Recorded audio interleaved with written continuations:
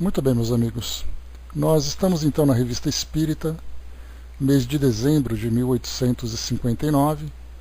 Nós estamos aqui na seção Comunicações Espontâneas obtidas em sessões da sociedade. Nós iniciamos essa sessão na semana passada, quando nós tivemos aqui a oportunidade de conhecer, deixa eu pegar aqui, conhecer 3 textos importantes, que são, na verdade, como nós vimos aqui, comunicações que chegam nas reuniões, muitas vezes sem qualquer tipo de evocação. Os espíritos, então, trazem, levavam para eles orientações, e, consequentemente, para nós também, sobre temas variados. Então, nós tivemos aqui o primeiro texto, está assinado aqui por Vicente de Paulo, e Kardec, nós lembramos, fez um comentário aqui a respeito dos títulos de homens que são considerados como santos por nós aqui, mas que eles não consideram esse título como sendo algo valioso, porque sendo espíritos mais elevados, prevalece ali a consciência do trabalho que eles precisam realizar. Então, Kardec comenta que São Vicente de Paulo assinava Vicente de Paulo e São Luís assina só como Luís. E Kardec complementa aqui, aqueles que, ao contrário, usurpam nomes e qualidades que lhes não pertencem, de ordinário exibem falsos títulos, sem dúvida pensando em pôr-se mais facilmente. Entretanto, essa máscara não pode enganar a quem quer que se dê ao trabalho de lhes estudar a linguagem. A dos espíritos verdadeiramente superiores tem uma marca que não nos permite enganar. Então Kardec faz aqui um pequeno comentário a respeito da identificação desses espíritos, e muitas vezes em mensagens que não trazem nenhuma sabedoria, mas trazem, na verdade, uma grande pretensão por parte de alguns espíritos que assinam com esse título de santidade. Então, o que é colocado assim por Kardec é que os verdadeiros santos reconhecem exatamente ali, demonstram a sua humildade.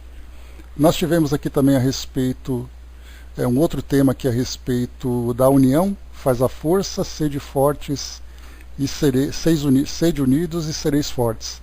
Isso falando para nós, espíritas, na construção da doutrina espírita, no fortalecimento dos nossos laços como espíritas, principalmente no respeito, na indulgência, na benevolência, que devemos ter uns com os outros, exatamente para resistir aos ataques daqueles que veem na doutrina espírita algo que perturba as suas crenças.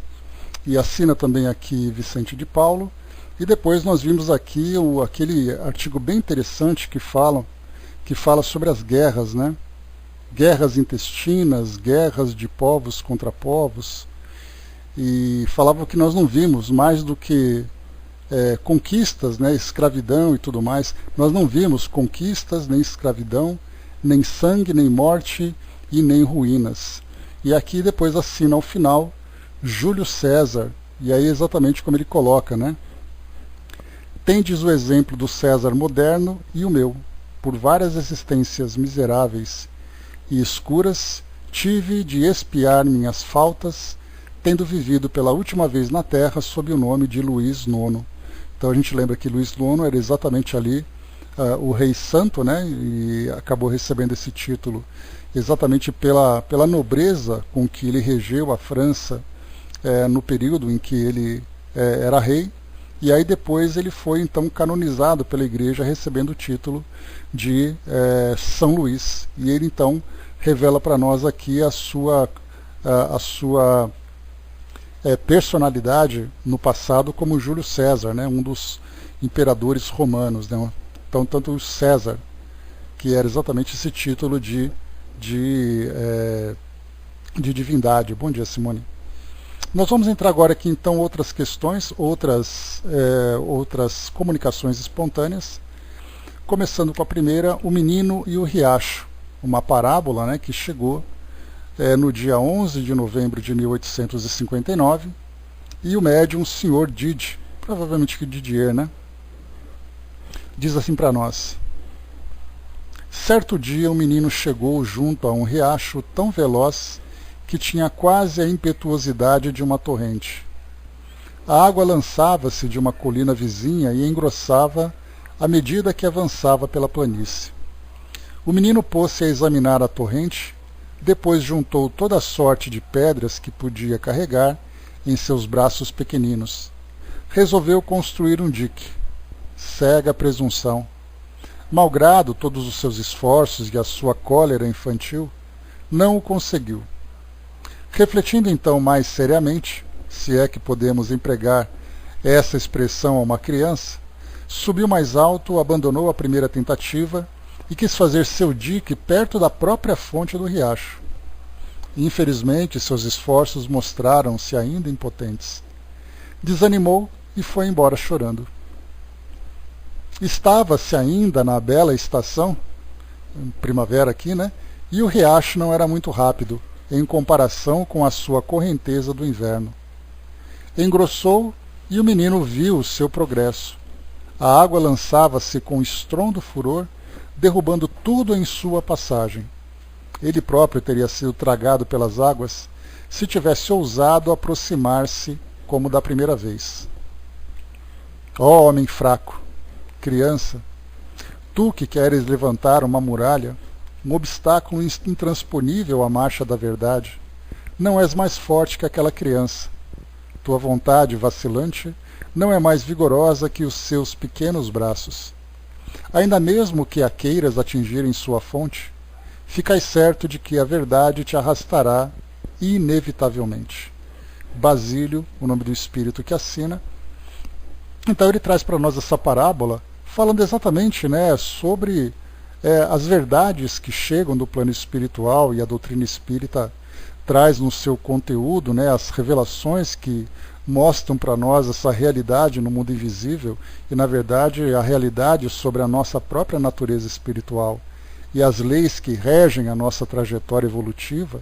E aqui ele faz uma comparação, o menino e o riacho, aquele menino com a pretensão de conter as águas, né, desse riacho, ele acaba percebendo que não adianta, né, o riacho acaba se sobrepondo aos seus interesses.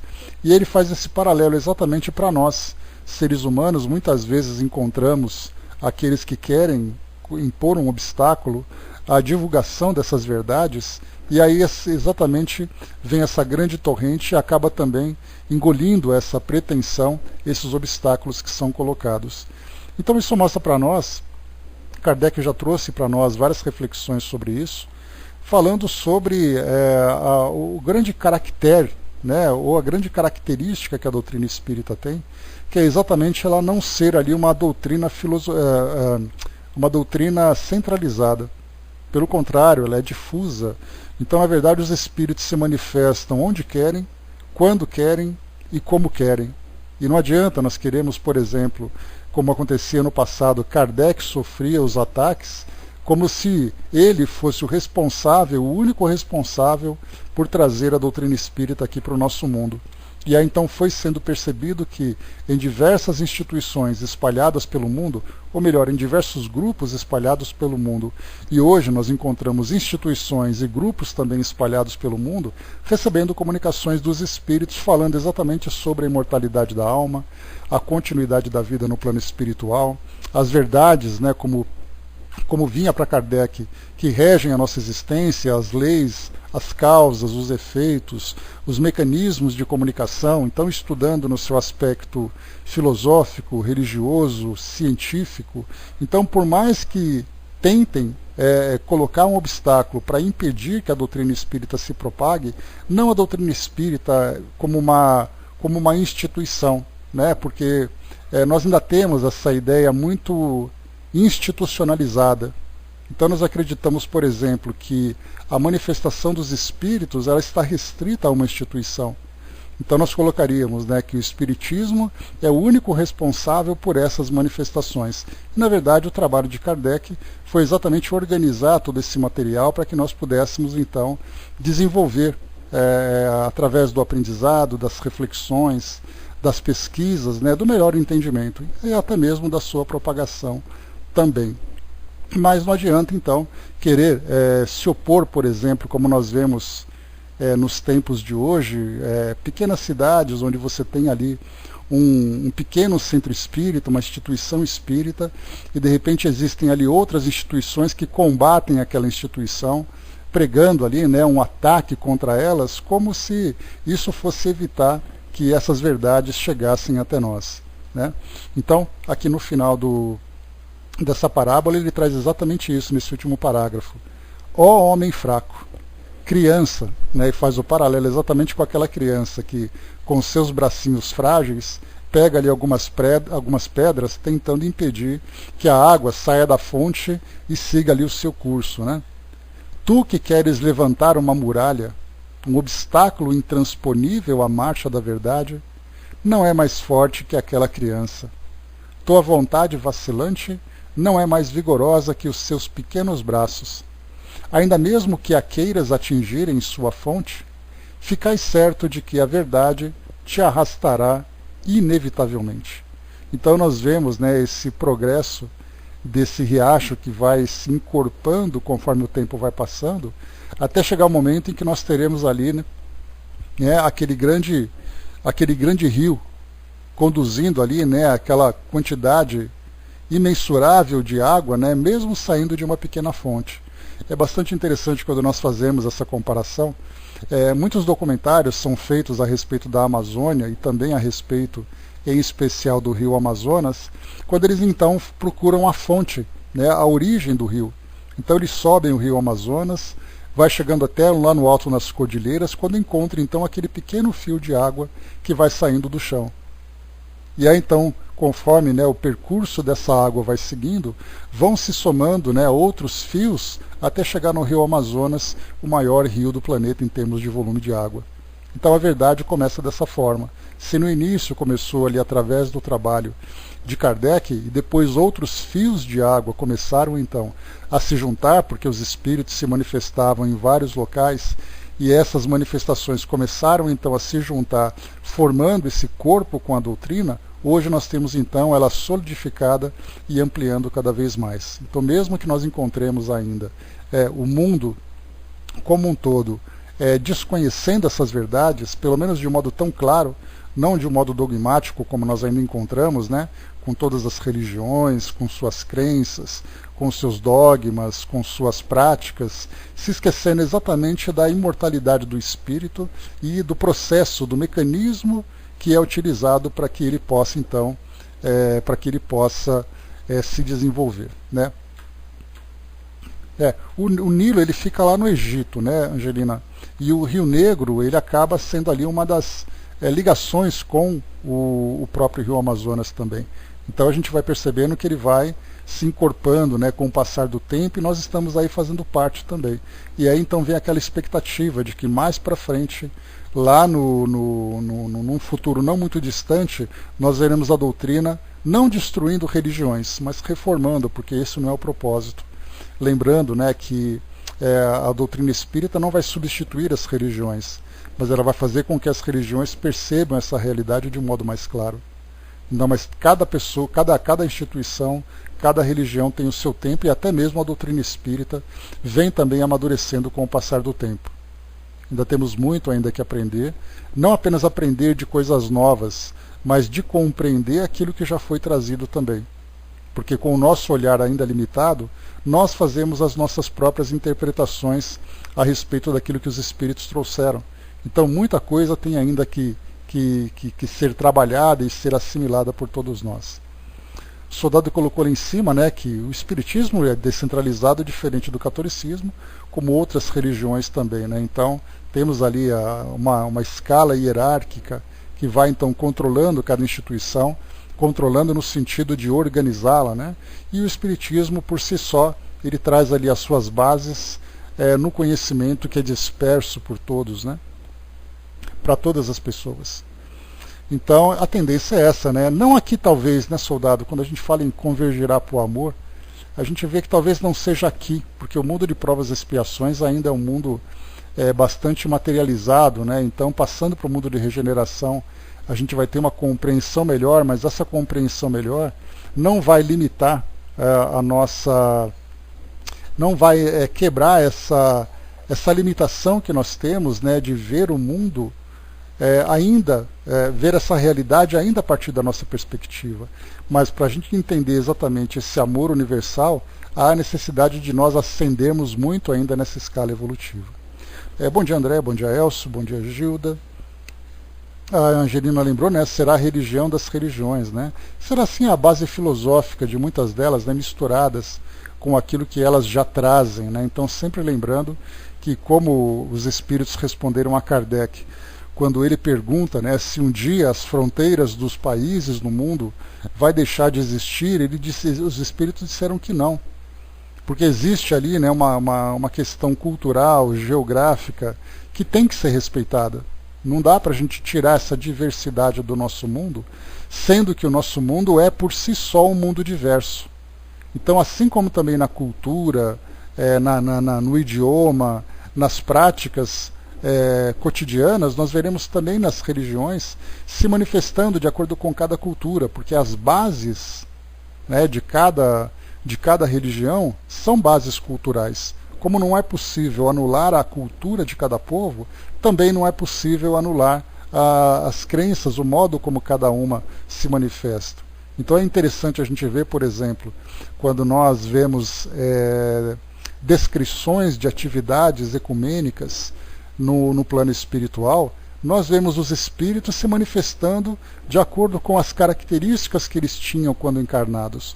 Então, nas suas vestimentas, nas suas crenças, né? Mas claro, são crenças muito mais depuradas, agora muito mais compreendidas, né? Então, vemos ali hindus, muçulmanos, judeus, católicos, evangélicos, espíritas e de outras tantas filosofias, né, que nós encontramos pelo mundo afora, de tradições africanas, todos eles trabalhando em conjunto, respeitando-se mutuamente, mas ao mesmo tempo olhando para o mesmo objetivo. E é aquilo que eu sempre falo para vocês, né, que no futuro as religiões elas não se verão mais pelas suas diferenças como acontece hoje. Nós veremos, na verdade, as religiões se aproximando por aquilo que elas têm de semelhança. Então nós conseguiremos quebrar essa barreira das diferenças e vamos nos aproximar pela semelhança. Então, pessoas com crenças diferentes vão se olhar pelo amor que as une, e não simplesmente pelas crenças que elas ainda alimentam, né? Dudu colocou, já acho que não haverá religiões, né? O futuro será um só, o amor entre todos. Não, Dudu, é aquilo que eu comento com vocês, né? A gente pensa que o futuro vai ser assim, mas se nós pensarmos que Deus não para de criar e que todas essas criaturas acabam reencarnando no seu processo evolutivo, nós temos que respeitar o tempo de cada uma. Então, enquanto nós, por exemplo, se nós pensarmos que daqui a 1 milênio nós estaremos mais evoluídos a ponto de suprimirmos as ideias das crenças e vivermos esse amor universal, nós teremos outros espíritos vivendo ainda em mundos primitivos, em mundos de provas e expiações. É como se nós pensássemos assim, no futuro todo mundo vai ser inteligente. Só que nós nos esquecemos das crianças que estão entrando na escola agora. Então, enquanto uns passam para mundos felizes, outros estão chegando em mundos primitivos. Então, essas religiões sempre existirão nesses mundos que acolhem espíritos nesse grau evolutivo. Então, enquanto uns passam para o ensino superior e vão galgando ali as graduações, né, que eles podem alcançar, nós temos outros que estão na escola ainda. Então é como se nós disséssemos, no futuro não vai ter escola porque todo mundo ficou inteligente. E a gente sabe que sempre vai haver escola para receber aqueles que estão chegando. Mas a tendência é que todos nós, né, conforme nós evoluímos, vamos chegando nesse mesmo objetivo, sempre respeitando essas etapas anteriores que precisam ser caminhadas, né? Então, para um mundo de provas e expiações, passando para a regeneração, esse amor vai aproximar sem desrespeitar a diversidade de cada um. Quando nós então estivermos em mundo desmaterializados e a nossa compreensão estiver muito mais clara, aí então nós entenderemos que de fato esse amor é o que prevalece. Mas enquanto há aqueles que são materializados, vivendo ainda as culturas do mundo material, nós encontraremos essas diferenças. O Osmar colocou para nós, né, diferença na forma, mas igualdade no conteúdo. Esse é o objetivo. Hoje nós temos uma grande diferença na forma e uma igualdade ainda muito superficial no conteúdo. Porque tanto é assim que nós encontramos muitas guerras, muitos conflitos, muitas diferenças entre povos, exatamente porque eles não encontram qualquer igualdade. Eles não se veem como povos semelhantes. Nós temos, por exemplo, quando a gente vai para o Oriente, nós encontramos ali os católicos ortodoxos, encontramos judeus e muçulmanos. E ali nós temos até homens que se aproximam. Mas nós vemos que as nações, cada uma com suas crenças, ou cada grupo com suas crenças, eles não se aproximam. Exatamente porque eles não veem nada de semelhante, cada um se encontra ali com aquela ideia de ser dono da verdade. Então nós temos ainda, com o passar do tempo, conforme a gente vai amadurecendo, vamos encontrando de fato essas igualdades, que elas vão se tornando para nós cada vez mais claras, né? Elas vão se revelando para nós aos poucos.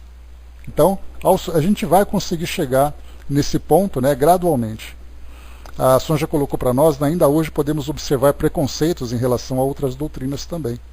Essa semana, milicianos atacaram o centro de Umbanda, impedindo a Mãe de Santo de realizar seus cultos, né? Eles fecharam o centro e proibiram as práticas, né? Isso aí para nós pode até ser um choque, né, Sonja?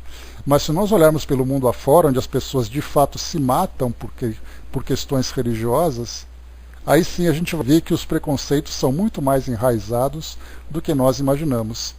Não que esses sejam toleráveis ou sejam menos graves, mas pelo mundo afora nós encontramos nações entrando em guerra umas contra as outras por uma questão de crença. Não é apenas invadindo uma simples instituição, ou invadindo uma instituição. Então o preconceito ainda é muito grande entre nós, exatamente por essa limitação de compreensão que nós temos. Se lembrando, né, instrução não ocupa espaço, então com o passar do tempo a gente vai todos alcançando. Dudu colocou, eu ainda acho que que em termos de orbe terrestre não haverá mais religião, né? Guardemos muito, né? Bom, é aguardar para a gente ver mesmo, né? Mas como a gente se lembra sempre que como o nosso planeta é ainda um planeta material, um planeta muito materializado, né? Então os espíritos que habitarão aqui são espíritos ainda nessa condição, então nós teremos ainda essas diferenças, né? Assim como, né, como nós vimos também, assim como as fronteiras e as nações continuarão existindo. Nós teremos idiomas diferentes, culturas diferentes, teremos crenças diferentes, porque é uma característica do mundo como o nosso. Então os espíritos que estão aqui, conforme eles evoluírem, eles vão então para outros mundos. Mas aqueles que ficaram continuarão ainda sendo influenciados por essa questão terrena, por essa questão da diversidade de um mundo material. A Sonja colocou, na Espanha, cidade de Toledo, me parece que no século XV, né, existem construções que funcionavam juntamente igreja, sinagoga, mesquita, né? As religiões não disputavam espaço, coabitavam, né? Século XV, o século XV, se a gente lembrar, nós tínhamos ali a Inquisição muito presente, né? E principalmente na Espanha, né? Porque lá nós tínhamos a Inquisição Espanhola, talvez uma das instituições mais radicais que nós temos na história, que ela ali compartilhava com a Inquisição Romana, né? Da Inquisição Católica, né? Então era ali algo bastante problemático, né? E na cidade de Toledo nós tínhamos ali, por causa das cruzadas, por causa da invasão ali dos muçulmanos, né, naquele região do sul da Espanha. Então existe ali realmente uma diversidade cultural, um polo cultural bem interessante por causa, né, da presença desses povos, né, mas infelizmente existe ainda essa intolerância. A integração entre os povos tende a aumentar cada vez mais nesse planeta, né? Sim, e assim será, né? O planeta não deixará de ser material, né? O povo que habita passará a outros planos, quiçá a regeneração bater nas portas, né? Exatamente, né? Então vamos lá, né? Então esse aqui foi o artigo trazido para nós por Basílio, né? A partir dessa parábola, né? Olha só como rendeu a parábola, né? A reflexão para nós. O menino e o riacho. Então, na verdade, nós somos meninos ainda querendo impedir essa verdade. Ela virá no seu tempo, né? Influenciando-nos de um modo geral. O próximo artigo, os três cegos. Aqui também uma parábola. No dia 7 de outubro de 1859, o médium, também aqui o senhor Didier, né? Deixemos ou sejamos arrastados, né, soldado? Não tem como evitar, né? A natureza ali, ela prevalece. Diz aqui então a parábola para nós. Um homem rico e generoso, o que é raro, né? Então é interessante o comentário que ele coloca. Rico e generoso, o que é raro, encontrou em seu caminho 3 infelizes cegos, exaustos de fome e de fadiga. Ofereceu a cada um uma moeda de ouro. O primeiro, cego de nascença, amargurado pela miséria, nem sequer abriu a mão. Dizia jamais ter visto oferecer-se ouro a um mendigo. O fato era impossível. O segundo estendeu maquinalmente a mão, mas logo desprezou a oferta que lhe faziam. Como seu amigo, considerava aquilo uma ilusão ou uma brincadeira de mau gosto. Numa palavra, para ele, a moeda era falsa. O terceiro, ao contrário, cheio de fé em Deus e de inteligência, em que a fineza do tato havia parcialmente substituído o sentido que lhe faltava, tomou a moeda, apalpou-a, levantou-se, abençoou seu benfeitor e partiu para a cidade vizinha, a fim de com ela obter o que faltava à sua existência. Os homens são cegos. O espiritismo é o ouro.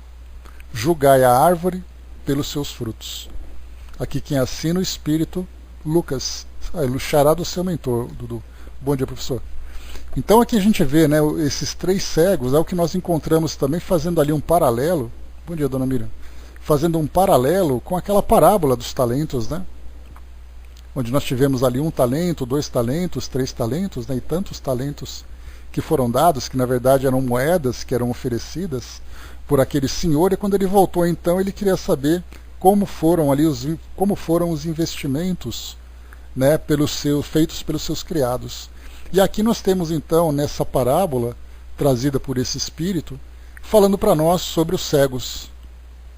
E aí nós temos diversas parábolas que podem também ilustrar, né, como por exemplo a ideia de não dar pérolas aos porcos, enfim.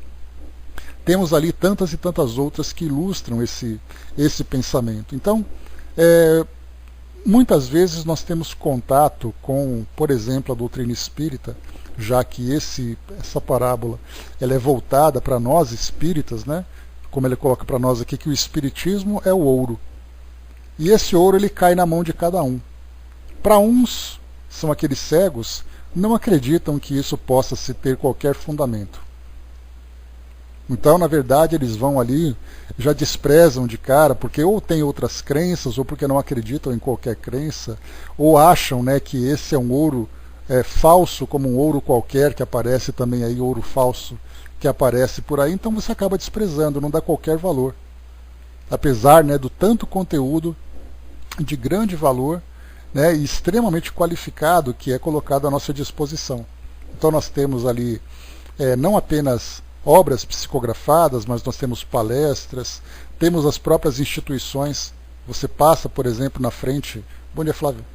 Você passa, por exemplo, na frente de um centro espírita e você olha aquilo como uma instituição como outra qualquer, que tem ali aqueles que acreditam no que querem, então, na verdade, não faz diferença nenhuma. É aquele cego que nem sequer estende a mão para saber o que tem, porque ele simplesmente não acredita que aquilo tem algum valor. O segundo cego é aquele que abre a mão, toca a moeda, mas ele desconfia e joga fora. Nós encontramos, por exemplo, aqueles que têm contato com a doutrina com um propósito para satisfazer algum interesse imediato.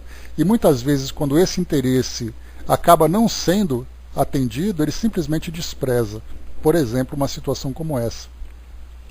E aí nós temos então o terceiro, que é aquele que toca a moeda, através da sensibilidade que foi capaz de desenvolver e perceber a legitimidade daquele material pela sua crença e pela sua percepção, ele então utiliza esse ouro para a satisfação das suas necessidades.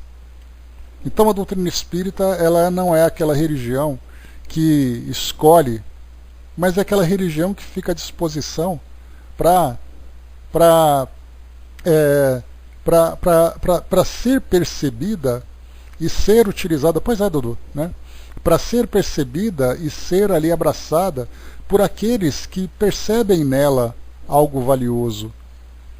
E a gente vê na doutrina, nas suas bases, né, que ela traz para nós ali, não apenas ali um conteúdo, mas qualquer material que a doutrina espírita ofereça, nós podemos fazer um processo de desconstrução para poder voltar à origem, para saber como aquilo surgiu. E tudo tem fundamento. Então essa característica racional, ela acaba sendo desconhecida por muitos. Né? A mesma coisa também, Hermes. Né? Também a mesma coisa, jogou ali moé, jogou ali as sementes, né, que caiu num chão pobre, num chão rico, num chão raso, num chão espinhoso. A mesma coisa também.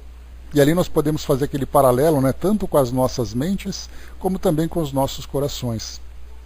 Então, Lucas, que trouxe para nós essa mensagem, ele faz exatamente isso. Traz para nós essa reflexão a respeito da forma como a doutrina espírita é percebida por todos nós. É bastante interessante a gente ver, por exemplo, o modo como a doutrina apresenta a questão da imortalidade da alma. O fato de você saber que você é o espírito, o seu corpo físico vai se degenerar e você vai seguir a sua trajetória evolutiva, não apenas num ambiente abstrato, não com a ideia de um ambiente abstrato, mas com uma realidade em que permite que o espírito venha e diga qual é a sua condição. Mas isso simplesmente acaba sendo ignorado por aqueles que não vê valor. Eles até podem tocar. Eles leem, por exemplo, um livro, eles leem uma mensagem, e eles dizem, tá, é uma mensagem como outra qualquer, e aí então eu simplesmente desprezo porque ela não me interessa, não faz muita diferença. Para outros, sequer tem contato com ela. Você oferece, por exemplo, diz assim, olha, essa aqui é uma mensagem psicografada. Então você vai rejeitar ou por uma questão de preconceito, dizer que isso aí é uma falsidade, é uma mentira, ou porque é uma coisa que veio ali do diabo, aquela coisa que a gente ouve bastante, né, sobre esses julgamentos equivocados. Então há aquele que rejeita de cara, há aquele que olha, desconfia e despreza, e há aqueles que abraçam. E aí então a gente vê a importância do desenvolvimento dos estudos, que não apenas nós fazemos, mas para qualquer outro grupo de estudo, que compreende a construção do pensamento espírita. Porque não é simplesmente você ler um livro e aceitar, você ouvir um discurso e aceitar. Você questionando e chegando e começando na origem dele, você entende exatamente do porquê que você aceita aquilo como sendo algo que vem, por exemplo, do plano espiritual. Quem é aquele que recebe essa mensagem? Quais são os seus atributos? Quais são as suas habilidades? De que forma que essas comunicações se desenrolam? Então tudo isso é muito bem construído. Então, para poder assimilar, é claro que o primeiro contato que a gente tem é aquele contato de fé, geralmente, né? Você tem ali simpatia pelos ensinamentos e você se aproxima. Através do estudo você vai então desenvolvendo. Outras vezes você tem a necessidade de uma consolação, a necessidade de um esclarecimento sobre uma dificuldade que vem sendo vivida, e aí então você se aproxima e depois você pode se aprofundar. Há aqueles que dentro da doutrina espírita não veem mais interesse, simplesmente saem porque ou não foram atendidos naquilo que gostariam, ou já foram satisfeitos, então seguem seus caminhos. Então nós vemos assim a grande diversidade que existe também, falando também de diversidade daquilo que existe no nosso mundo hoje, cada um com suas crenças, cada um com suas limitações, cada um com suas necessidades. E aí, então nós temos para cada um desses indivíduos, ou para cada grupo desse, nós temos ali um cardápio, oferecendo para ele aquilo que ele interessa. Assim como nós vamos num restaurante que tem ali diversos pratos, cada um escolhe aquilo que mais satisfaz. E sabendo que a doutrina espírita é essa dieta rica que vai nos fortalecer, nós vemos então que há necessidade de nós termos essa mudança interior para assimilarmos essa nova dieta. A Sonja colocou para nós, né, Toledo, a cidade de 3 culturas, no século XII, foi transformada em igreja católica, né, sinagoga de Santa Maria la Blanca. Né? É que nessa região a gente teve ali várias invasões, né? Então cada momento houve ali uma cultura, e no fim das contas foi preservada a soma dessas culturas todas, e a gente encontra então essa riqueza, né, essa riqueza multicultural que existe lá, e assim também multirreligiosa. Né? Soldado colocou, né, há doutrinas para todos os gostos e preferências, todas são boas, né, cada um no seu tempo. Elcio colocou, né, qualquer doutrina que transforma um homem num ser melhor será ideal para o indivíduo. Né? Então, até nisso a gente tem que fazer essa leitura cuidadosa para saber exatamente qual é o efeito daquela crença sobre cada pessoa, de acordo com a busca que ele tem e com a sua capacidade de entender aquele recurso que é colocado à disposição dele.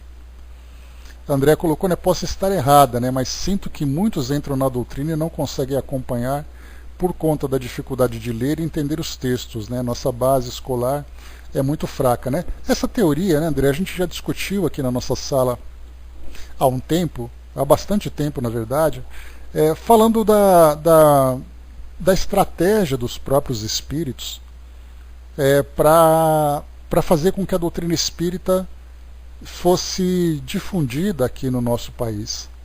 Então, quando ela veio da Europa, ela veio e se instalou num grupo muito restrito de intelectuais. Então, eram aqueles homens que tinham não apenas ali o prazer da leitura e do estudo, mas também uma capacidade de entendimento. E aí foi que nós encontramos, né, lá no livro, se eu não me engano, Devassando o Invisível, de Dona Ivone, naquele trecho em que o Dr. Bezerra de Menezes fala, ou foi acho que foi Recordações da Mediunidade, se eu não me engano, quando ele falou assim que os espíritos tiveram que mudar a estratégia e romantizar, ou romancear a doutrina espírita. Esse romancear significa você pegar questões do Livro dos Espíritos e você inserir essas informações em histórias, em contos, para que a gente pudesse, então, através da diversão e do entretenimento, você assimilar aquelas lições. Então, naquela ocasião, ele até colocou com uma certa severidade, né, foi bastante severo na colocação, dizendo assim que houve uma estagnação mental. E, na verdade, com o perdão da discordância, né, não que houve uma estagnação, mas era a própria característica da população que nós tínhamos aqui naquela época, e ainda temos hoje, né, de uma cultura limitada. Naquela época, quando chegou a doutrina espírita aqui quase no final do século XIX, era uma sociedade essencialmente analfabeta, pré-escravagista, bastante setorizada, né, naqueles grupos mais de elite e tudo mais, e de repente chega uma filosofia com tamanha profundidade. Como é que ela vai ser disseminada entre esse povo todo? Então, na verdade, fica mais fácil contar histórias. Então, é uma estratégia, e isso continua se refletindo até hoje, porque nós temos, por tradição, a ideia de que você vai a uma instituição religiosa, você ouve um discurso, assimila aquele discurso como verdade, e depois você segue a sua vida. Agora, a doutrina espírita não, você tem ali aqueles que participam desses estudos, que divulgam esse material, que produzem material também, né, que produzem material, e você tem que estudar sobre isso. E é algo que nós não temos o hábito de fazer. Para nós, estudar é um grande sacrifício. Você entra na escola, não vê a hora de sair. E aí você vai acreditar em alguma coisa na sua religião, você ainda tem que continuar estudando, né? Então acaba sendo uma grande dificuldade para nós. Mas essa mudança, por outro lado, se por um lado nós tivemos essa limitação intelectual que dificulta a assimilação desses conceitos profundos da doutrina espírita, por outro lado, ela encontrou um campo muito fértil no coração das pessoas. Exatamente porque o Brasil, sendo um país ali com essa diversidade cultural e um país bastante espiritualizado, ainda que seja uma espiritualidade ainda infantil, passando para a adolescência, é um campo muito fértil para poder se difundir no seu aspecto religioso. E assim aconteceu. Mas gradualmente as instituições, então, que difundem a doutrina espírita com esse aspecto mais evangélico, ela também procura disseminar o conhecimento doutrinário para que possa reforçar não apenas a crença, não apenas os sentimentos, mas também a razão. Então é aquele trabalho, aquela responsabilidade que todas as instituições têm, de fazer com que as pessoas se transformem intimamente através da evangelização, através da reforma íntima, mas também façam disso não apenas uma crença cega, mas uma crença racional a partir dos estudos e dos esclarecimentos. Então isso que é importante para nós. Angelina colocou, né, os espíritos dizem, né, há uma diferença na doutrina, entre entrar na doutrina e a doutrina entrar em nós, né? Sim, é uma diferença grande. Deixa eu ver aqui. O soldado colocou, a doutrina espírita requer uma pré-condição, que até nos tempos atuais a faz se tornar uma doutrina para poucos, né? Dogmático é mais fácil ainda. Pois é, essa pré-condição, que é você ter essa vontade de estudar, é talvez o ponto fundamental. Né? Mas mais do que isso, né, a gente pode colocar que a doutrina espírita ela toca o coração das pessoas, e muitas vezes você tem ali uma dificuldade para assimilar, mas ao mesmo tempo você vivencia os sentimentos mais puros, né? Mas o propósito dela é exatamente instruir, né? E não apenas garimpar e acolher uma clientela para poder fazer números, né? Então é nesse ponto que vem para nós então essa orientação aqui do Espírito Lucas, falando para nós nessa parábola Os Três Cegos. Bem interessante, né? Vamos lá. O próximo item que eu quero colocar para vocês aqui, antes de fazer a leitura do texto propriamente dito, eu queria primeiro fazer uma introdução. Né? Essa mensagem veio com a senhorita H, médium, no dia 30 de setembro de 1859. A André colocou, né, acho que é a vontade de estudar e de se modificar. E isso é difícil, né? Sim, é uma exigência muito grande, né? Mas que aos poucos ela vai conseguindo se adaptar. Bom, vamos lá, pessoal. Eu vou passar para vocês aqui então essa introdução. Eu separei aqui um texto bem interessante num site chamado Conhecimento Científico.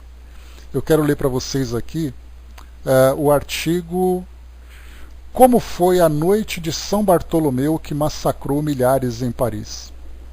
Então aqui é na seção de História. Foi feita aqui por Adriano Curado, ele fez aqui uma coletânea de informações em diversas fontes, ficou uma coletânea bem legal. E eu vou ler rapidamente aqui para vocês, para a gente ir direto aqui depois para o nosso estudo doutrinário, né? Então diz assim para nós. Para quem não conhece, né, o Kardec, inclusive, tem um artigo aqui na própria Revista Espírita chamado A Noite de São Bartolomeu. Mas para outros títulos é chamado também de Massacre de São Bartolomeu. Vamos então aqui para ele, né, para nós aqui entendermos um pouco mais. Inclusive, tem até um filme que foi criado, né, para contar um pouquinho da história da Noite de São Bartolomeu, um filme francês. Né? Como é que está o som, pessoal, por gentileza? Dá um retorno de som, por gentileza. Está tudo em ordem? Ok, beleza. Vamos lá então. Na noite de São Bartolomeu ocorreram violentos atos contra protestantes, que depois se espalharam pela França numa atitude de ódio dos católicos. Quadros, inclusive, foram pintados, né? Tem aqui no site um quadro bastante chocante, né? De tanto de morte que aconteceu. Vamos lá. A noite de São Bartolomeu foi um sangrento episódio ocorrido na França entre 23 e 24 de agosto, estamos quase lá, hein? De 1572. O alvo dos ataques foram os protestantes, também chamados de huguenotes. Esses chamados de huguenotes, né? Huguenote era um nome depreciativo que eles tinham, né? Então era ali um apelido para manchar, né, a imagem, a reputação das pessoas que se declaravam como protestantes, como especial como calvinistas, né? A gente lembra que ali no começo do século XVI nós tivemos a reforma religiosa. E ela começou com Martinho Lutero, que era um bispo católico na Alemanha, que ele foi então fez muitas críticas à igreja. Houve então ali, né, a sua excomunhão, e ele então ali fez, né, com que o evangelho fosse propagado a partir de outros moldes, né. O Elcio já adiantou para nós aqui, né, alemão Martin Luther, né, foi um monge agostiniano e professor de teologia germânico que tornou-se uma das figuras centrais da reforma protestante, né. Então, nessa reforma nós tivemos, além da igreja luterana, exatamente por causa de Martinho Lutero, nós tivemos também João Calvino, que também fez a divulgação, né, ou a propagação da religião calvinista, que hoje é chamada da religião presbiteriana. Né? Então a igreja evangélica presbiteriana ela tem origem no calvinismo, né? E depois ela se propagou principalmente na Suíça, na França, e depois nós tivemos também a anglicana, com a história de Henrique VIII, que depois rompeu com a Igreja Católica e tudo mais, né? Então, esses eram os protestantes porque eles protestavam contra a forma que a Igreja Católica lidava com essas questões de fé. E hoje nós temos, então, em vez de protestantes, nós temos, então, as igrejas evangélicas, né? Mas a origem foi exatamente essa ruptura na reforma religiosa. Vamos lá. Milhares de pessoas morreram naquela noite quando se comemorava o dia de São Bartolomeu. Por trás das atrocidades estava o rei francês, que era influenciado pela mãe, Catarina de Médici. Os ataques começaram em Paris naquela data, só que logo se espalharam por várias cidades da França. Em 1570 houve um armistício entre católicos e protestantes na França, que ficou conhecido como Tratado de Paz de Saint-Germain. Esse documento foi mediado por Catarina de Médici, rainha da França. E para selar a paz entre as duas religiões, foi celebrada uma união matrimonial. Realizou-se o casamento da católica Marguerite de Valois, irmã do rei francês, e Henrique de Navarra, o líder dos huguenotes. Com esse casamento se esperava que fosse alcançada finalmente a paz entre os seguidores das duas religiões. Acontece que a população francesa era de maioria católica e não ficou satisfeita com o enlace matrimonial. É que Henrique poderia se tornar rei, sendo isso inconcebível para os fanáticos religiosos. Em 22 de agosto de 1572, um representante de Catarina de Médici invadiu a casa do almirante Gaspar de Coligny. O líder dos protestantes quase morreu devido às agressões, apesar de contar com a estima da realeza. Foi a partir desse tratado que os ânimos já tranquilizados se exaltaram novamente. A principal responsável pela tragédia que se sucedia foi Catarina de Médici, posto que dominava o poder. A gente lembra que Catarina, depois que ela ficou viúva, não podia assumir o trono, e aí então, como os filhos delas menores, né, o Henrique e o Carlos, eles eram menores, então ela regia, ela era a rainha regente, né, até que os filhos atingissem a maioridade. Então, Catarina de Médici, posto que dominava o poder. É que seu filho, Carlos IX, é dele que nós vamos falar, não administrava nada, sendo assim manipulado pela mãe. E foi ela que mandou matar Coligny e seus seguidores, tendo inventado um levante protestante. Na data de 24 de agosto de 1572, nas festividades de comemoração ao dia de São Bartolomeu, Paris se sujou de sangue. Catarina de Médici, que já não tinha mais o controle da situação, e uma carnificina se iniciou. O primeiro a morrer foi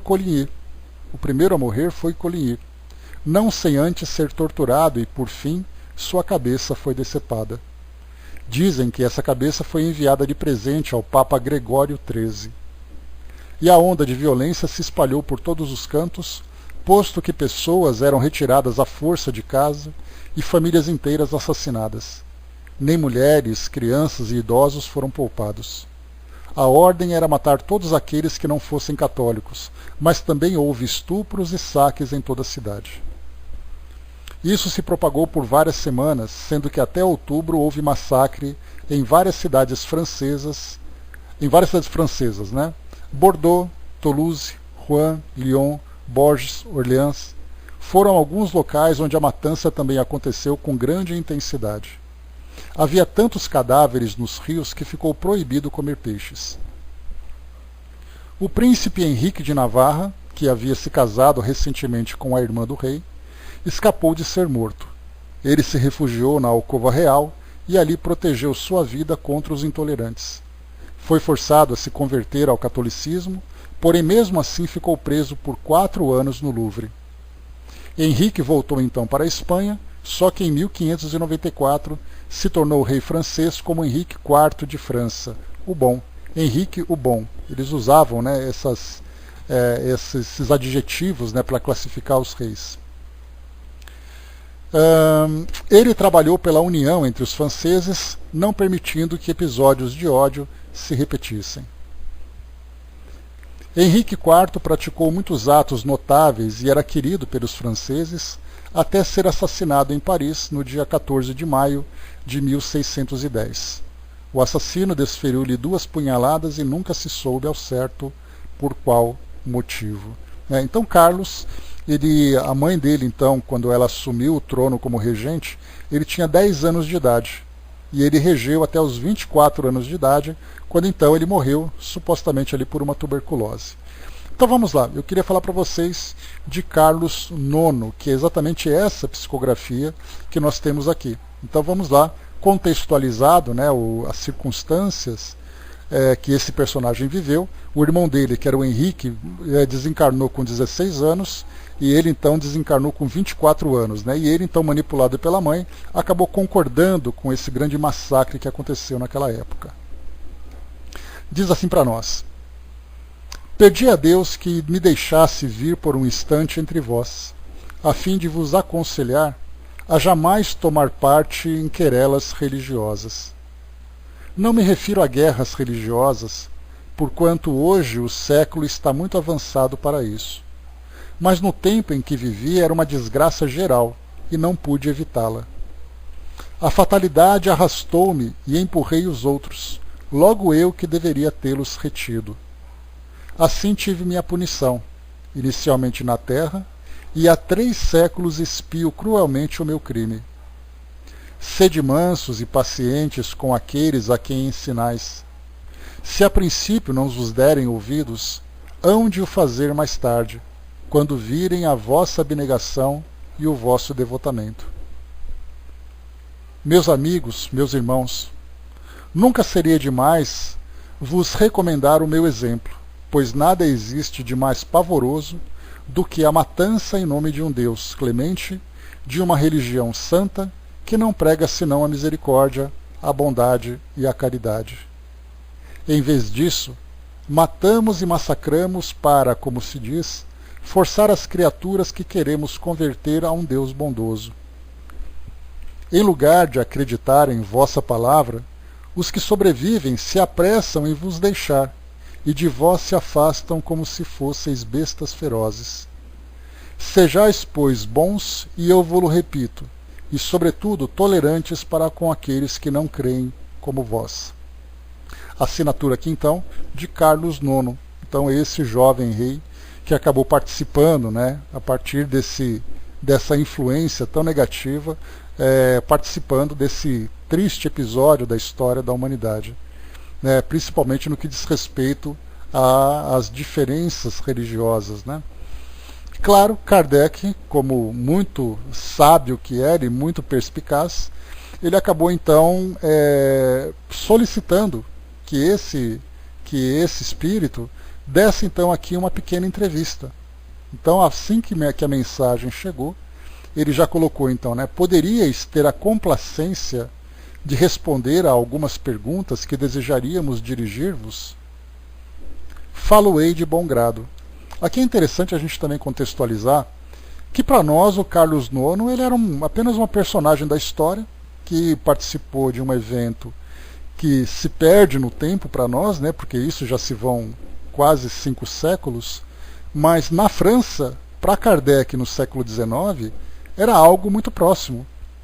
É como se nós estivéssemos recebendo a psicografia de Dom Pedro I. Dom Pedro II, talvez, mais para Dom Pedro I, ou então aqueles reis de Portugal que tiveram relação direta aqui com o Brasil. Então, para nós, ele é um espírito qualquer. Para eles, não. Para eles, era parte da história da França. Então, Kardec poderia ter a complacência de responder. Então, Kardec, com todo o respeito, com toda a consideração, pediu então que o espírito desse ali um pouco do seu, trouxesse um pouco da sua experiência, do seu conhecimento. Como expiastes vossas faltas? Ele falou, né, voltando aqui no nosso texto, ele comentou aqui em cima, né, que a fatalidade arrastou-me e empurrei outros. Assim tive minha punição inicialmente na terra, e há 3 séculos expio cruelmente o meu crime. Então a pergunta, como expiastes as vossas faltas? Pelo remorso. A gente faz um paralelo com o estudo do Livro dos Espíritos, né, que nós estamos estudando sobre arrependimento, né? Então, tem exatamente essa questão. O espírito, então, chegando no plano espiritual, a primeira coisa que ele vai vivenciar, porque a gente lembra, né, que nós estudamos naquele trecho de Miramês, no comentário a uma das perguntas daquele item que nós estamos estudando, que ele coloca que tem aqueles espíritos que durante a encarnação eles já conseguem se arrepender e se reajustar perante as leis e aqueles que eram os seus credores, e aí então ele desencarna com mais tranquilidade, porque ele já conseguiu se transformar durante a sua existência, e esse é um privilégio para poucos. Nós temos aqueles que se transformam durante aquele período final da sua existência, então na verdade ali ele é impulsionado pela morte, né, pela aproximação da morte, então ele começa a refletir, ele começa a passar por aquela situação de reflexões e tudo mais, e aí então ele se arrepende. Então é aquele arrependimento no leito de morte. E há aqueles que só se arrependem depois. Nesse caso, ele até poderia se sentir culpado diante daquilo que aconteceu, mas as coisas aconteceram de um modo tão intenso que para ele não deu tempo de consertar aquilo que aconteceu, simplesmente aconteceu. E aí dá para a gente ter uma ideia de como foi a chegada desse espírito no plano espiritual, e a gente lembra, né, que os espíritos dizem para nós que para o criminoso, a grande punição que ele tem é exatamente ter ali constantemente projetada na sua tela mental a imagem do crime que ele praticou. No caso dele aqui, nós lembramos que alguns estudos falam de 2.000 ou de 2.000 a 70.000 mortes durante 2 dias de protestos, ou 2 dias de perseguições. Alguns falam de 20.000, mas seja lá quais forem, imagina 3.000 pessoas morrerem de um dia para o outro por causa de uma perseguição. As ruas, né, daquelas cidades sujas de sangue, cadáveres espalhados por todos os lugares, nos rios os corpos passavam boiando com sangue espalhado. Era uma imagem assim talvez das mais aterradoras, e por mais que nós usemos a nossa criatividade, nós não seríamos capazes de imaginar algo desse tipo, né? Então, algo realmente chocante. E aí então no plano espiritual, esse espírito então chega e fica durante 3 séculos pensando nisso. Ele não ficou pensando durante uma semana, durante um mês. É aquele pesadelo ininterrupto durante 3 séculos. Que claro, ele foi sendo trabalhado porque nesse caso nós lembramos sempre que existem ali os agravantes e os atenuantes para cada espírito, então muitas vezes ele acaba errando muito mais por omissão do que por culpa propriamente, né? Então foi o caso dele, a sua imaturidade e tudo mais, e no fim das contas, né, sem falar nessas perseguições, né, soldado? Muitos espíritos ali, depois de desencarnarem, continuaram alimentando esse ódio, perseguindo aqueles que foram os seus algozes. Então, essas faltas foram expiadas através do remorso. Tivestes outras experiências corpóreas depois daquela que conhecemos? Tive uma. Reencarnei-me como um escravo das duas Américas. Sofri bastante, e isso apressou a minha purificação. Então, olha só, de rei, ele acabou depois desencarnando, acabou reencarnando como escravo, como parte da sua expiação. Depois ele diz: que aconteceu à vossa mãe, Catarina de Médicis? Essa, nesse caso, né, talvez seja ali a grande mentora de toda essa tragédia, de toda essa perseguição, porque ela tinha ali aquela sede de poder, e em nome desse poder ela cometeu as maiores atrocidades como rainha regente, ou chamada de rainha consorte também, né? Mas ela regia exatamente porque os filhos eram incapazes, porque não tinham ainda a devida maioridade e maturidade, né? Mas mesmo depois de terem a maioridade, não tiveram maturidade para resistir às influências dela. Então o que aconteceu a ela? Ela também sofreu. Encontra-se em outro planeta, onde leva uma vida de devotamento. Então, em outro planeta. Interessante isso, que muitas vezes os espíritos colocam para nós, que aqueles espíritos que, mesmo numa condição ainda precária, precisam de um novo ambiente para recomeçarem, eles são levados então para um ambiente diferente.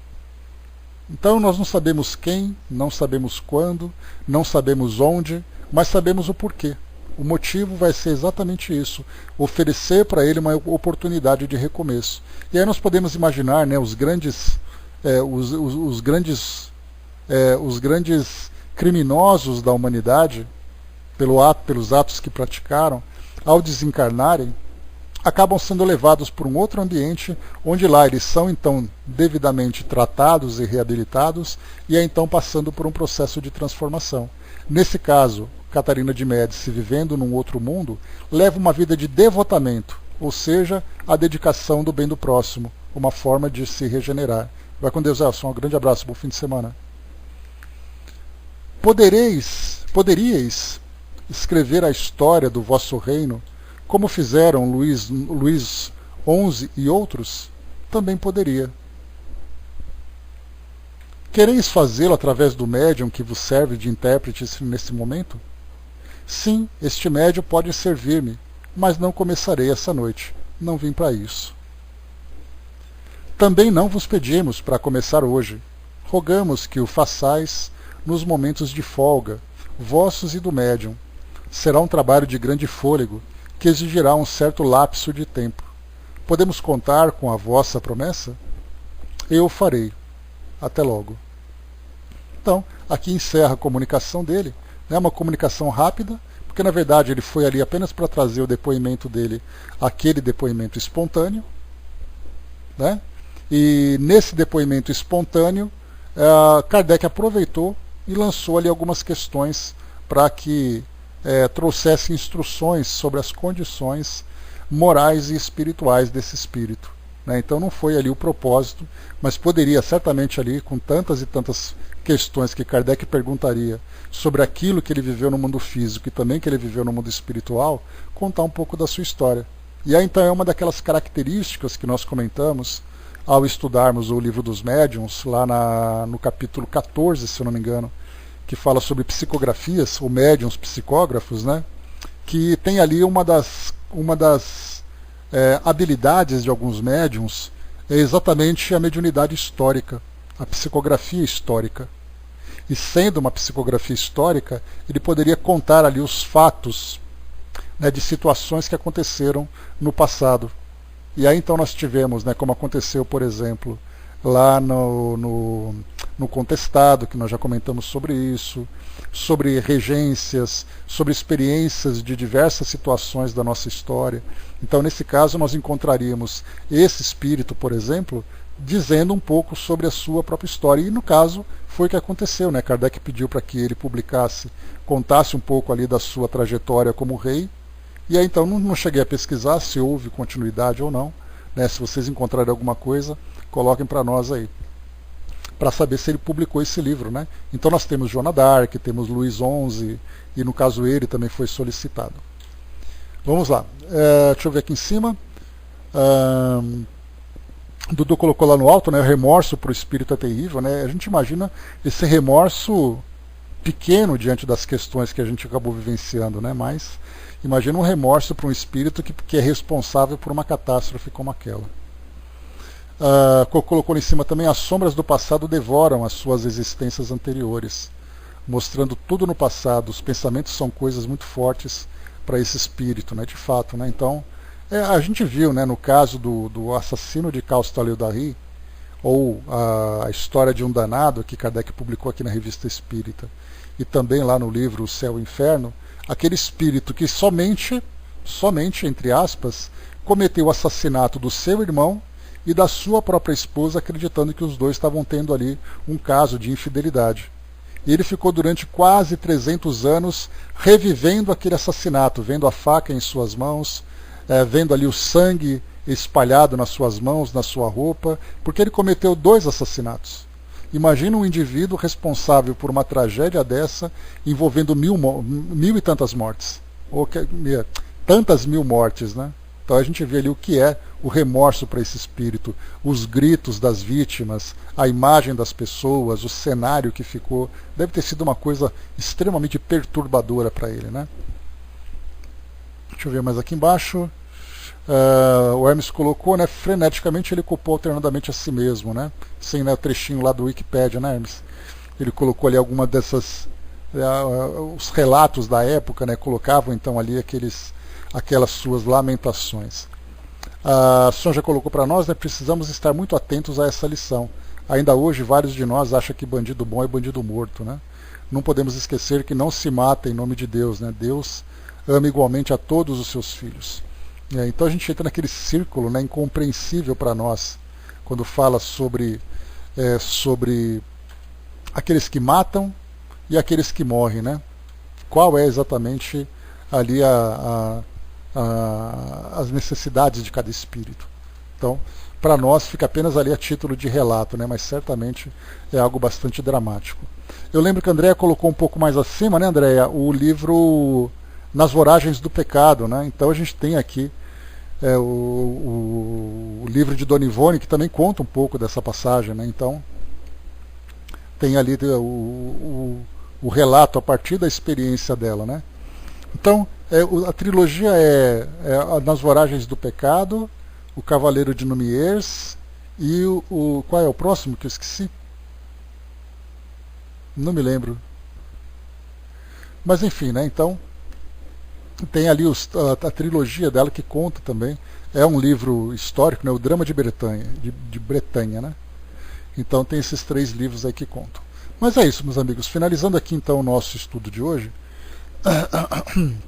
nós vimos então aqui tanto a participação aqui de 2 espíritos que trouxeram para nós ali em forma de parábolas importantes instruções para nós a respeito da divulgação dessas verdades que chegam do plano espiritual, né? E dessas verdades nós temos ali reflexões profundas sobre o próprio andamento da doutrina espírita a partir de nós que hoje somos herdeiros dessa doutrina. A gente lembra que cada geração tem a responsabilidade de desenvolver e de propagar esses ensinamentos. Então Kardec teve a geração dele, depois veio uma geração seguinte ali dos estudiosos, depois no final nós tivemos a geração do Chico, né, que começou ali a surgir principalmente na década de 1930, né, quando ele começou ativamente a trabalhar. Depois nós tivemos a geração ali dos anos 70, 80, né, inclusive ele colocando Herculano Pires e outros grandes pesquisadores, e agora é a nossa vez. Né, além de outras gerações anteriores, mas agora é a nossa vez. Nós somos hoje os responsáveis pela difusão dessa doutrina. Não apenas a difusão dela, mas de que forma que nós estamos construindo a doutrina espírita, de que forma que nós estamos aí aprofundando aquilo tudo que já foi transmitido para nós. Porque mesmo que a gente imagine que tudo tenha sido dito até agora, cada inteligência nova que chega, cada ponto de vista diferente faz uma nova interpretação. E aí nós vamos então aproveitando a tecnologia a nosso favor para fazer a sua divulgação, os espíritos também vão se renovando nessas fileiras, né, de participação aqui conosco, trazendo os seus depoimentos, trazendo as suas instruções. Então a gente vê que cada geração tem a oportunidade de construir algo novo.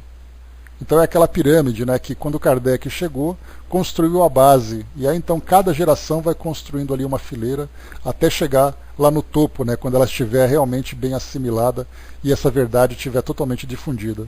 Então esse é o propósito e é nisso que os espíritos focaram, mas principalmente trabalhando na base, né?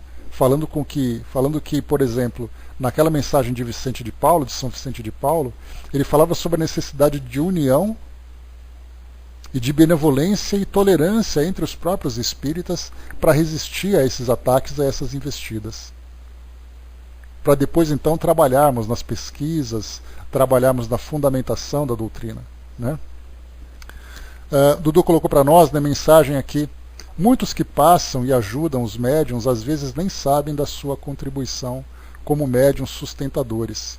E assim a nossa escrita fica um pouco melhor desenhada para que possamos nos manter harmonizados dentro da mediunidade de cada irmão, né? Então ali a presença também de amigos trazendo para nós aqui a mensagem, seja bem-vindo, obrigado, né? E principalmente, né, a gente vê que a forma como nós recebemos aqui as comunicações, porque elas vêm de fato de uma forma espontânea durante o nosso trabalho, acaba sendo diferente do que acontece no centro espírita, onde todo o ambiente é preparado, todas as pessoas que estão ali estão voltadas para esse tipo de